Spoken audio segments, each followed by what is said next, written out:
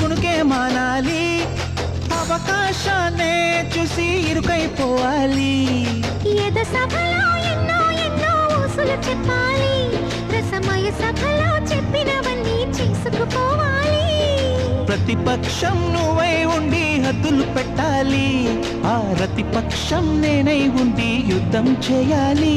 నా వలపు కిరీటం తలపైనే ధరించు, నీ చిలిపి ప్రతాపం నిలువెల్లా చూపించు.